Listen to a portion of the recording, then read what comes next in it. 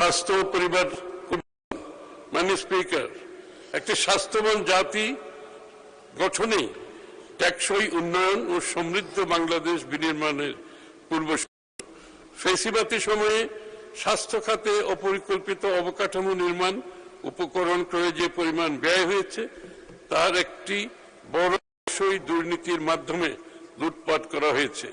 তাই স্বাস্থ্যসেবার মান উন্নয়ন হয়নি। সে কারণে আজ দেশের হাসপাতালগুলো অতিরিক্ত রোগীর চাপে হিমশিম খাচ্ছে। সাধারণ মানুষ মানসম্মত চিকিৎসা থেকে বঞ্চিত হচ্ছে, আর বিপুল সংখ্যক রোগী বিদেশমুখী হওয়ায় মূল্যবান বৈদেশিক মুদ্রা দেশ থেকে বেরিয়ে যাচ্ছে।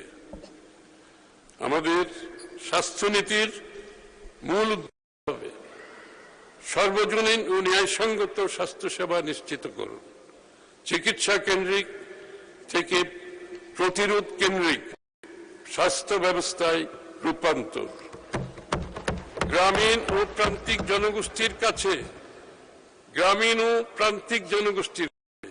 স্বাস্থ্যসেবা পৌঁছে দেওয়া, মাতৃ ও শিশু স্বাস্থ্য, পুষ্টি ও টিকাদান জোরদার করুন, স্বাস্থ্য প্রযুক্তি ও চিকিৎসা শিল্পের বিকাশ ঘটানো। আমরা স্বাস্থ্য খাতে সরকারি বিনিয়োগ পর্যায়ক্রমে ধারাবাহিকভাবে বৃদ্ধি করে জিডিপির 5% উন্নীত করার লক্ষ্য নির্ধারণ করেছি। আমরা স্বাস্থ্য খাতে সরকারি বিনিয়োগ পর্যায়ক্রমে ও ধারাবাহিকভাবে বৃদ্ধি করে জিডিপির 5% উন্নীত করার লক্ষ্য ধারণ করেছি।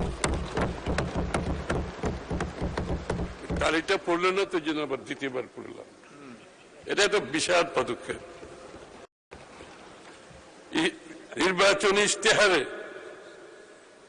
নির্বাচনী ইশতেহারে প্রতিশ্রুতি মোতাবেক আমরা বাংলাদেশের প্রতি ইউনিয়নে একটি করে এবং শহরের প্রতিটি ওয়ার্ডে এক বা একাধিক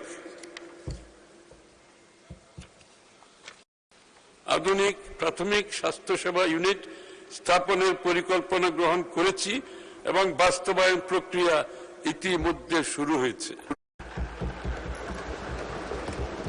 সর্বজনীন স্বাস্থ্য সুরক্ষার আওতায় প্রত্যেক নাগরিককে ন্যাশনাল হেলথ সিস্টেমের আওতায় আধুনিক হেলথ কার্ড প্রদান করা হবে।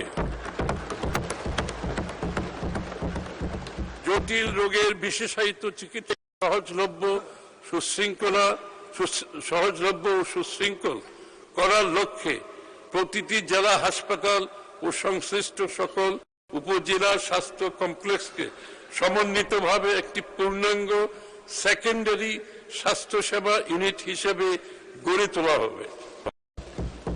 উপজেলা স্বাস্থ্য কমপ্লেক্সগুলোতে শয্যা সংখ্যা বৃদ্ধির পাশাপাশি মা, নবজাতক, শিশু জনন স্বাস্থ্যসেবা এবং ফিজিওথেরাপির ব্যবস্থা থাকবে।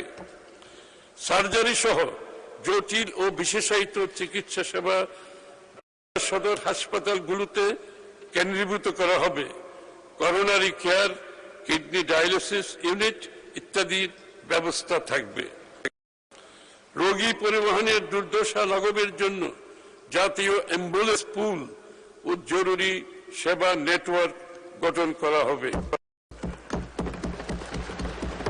সরকার একটি সমন্বিত বিজ্ঞান ভিত্তিক ও আধুনিক জাতীয় পুষ্টি কর্মসূচি প্রণয়নের লক্ষ্যে কাজ করছে। 5 বছরের নিচের শিশুদের খর্বাকৃতি স্টান্টেড চিলড্রেন মোকাবেলায় সরকার বহুমুখী ও বহু খাত ভিত্তিক একটি সমন্বিত জাতীয় কর্মসূচি বাস্তবায়ন করবে। For stunted children, API active pharmaceutical ingredient, শিল্প সহ প্রয়োজনীয় অবকাঠামো, গবেষণা, বিনিয়োগ ও নীতিগত সহায়তা অব্যাহত রাখা হবে।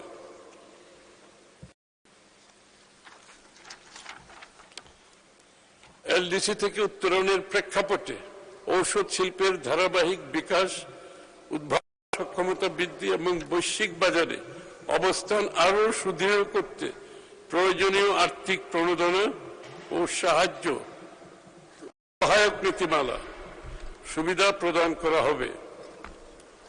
দেশব্যাপী একটি টেকসই ও আধুনিক ঔষধ ও ভ্যাকসিন সরবরাহ নেটওয়ার্ক খোলা হবে, যাতে প্রত্যন্ত অঞ্চলেও সময় মতো প্রয়োজনীয় ওষুধ ও টিকা পৌঁছানো সম্ভব হয়। আমাকে অত্যন্ত ব্যথিত হচ্ছে বিগত সরকারগুলোর টিকা সংগ্রহ ও টিকাদান কার্যক্রম বাস্তবায়নে অবহেলা ও যথাযথ পরিকল্পনার অভাবে দেশ জুড়ে হামের প্রাদুর্ভাব দেখা দিয়েছে এবং শিশু মৃত্যুর মতো হৃদয় বিদারক পরিস্থিতি সৃষ্টি হয়েছে। এই পরিস্থিতি মোকাবেলায় সরকার দ্রুত পদক্ষেপ গ্রহণ করে প্রথম 100 দিনের মধ্যেই প্রায় 100% শিশুকে হাম রুবেলা টিকা প্রদান করেছে।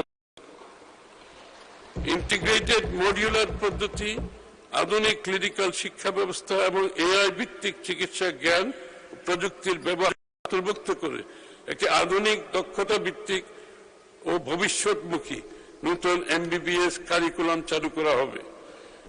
দীর্ঘদিনের শূন্যপদ পূরণের লক্ষ্যে অবিলম্বে 5000 এমবিবিএস চিকিৎসক নিয়োগের উদ্যোগ গ্রহণ করা হয়েছে। নার্সিং ও মিডওয়াইফারি খাতে উচ্চশিক্ষা ও পেশাগত উন্নয়নের সুযোগ, নার্সিং বিষয়ে ব্যাচেলর ও মাস্টার্সের সুযোগ করা হচ্ছে। এটা আমাদের জন্য বিরাট সম্ভাবনার দ্বার খুলে দেবে।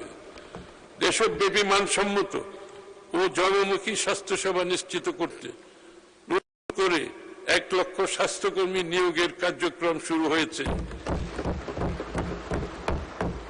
যার 80% হবে মাননীয় স্পিকার।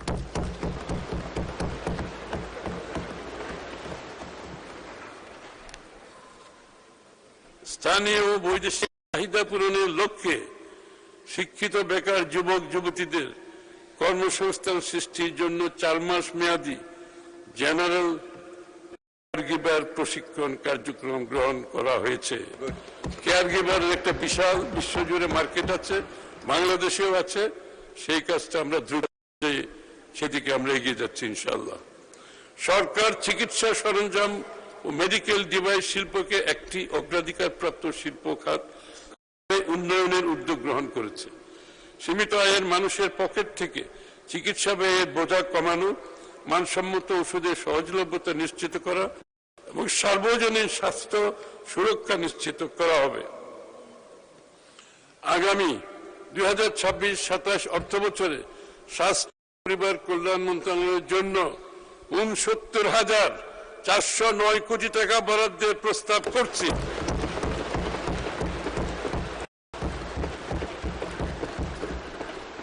যা জিডিপির 1.10%।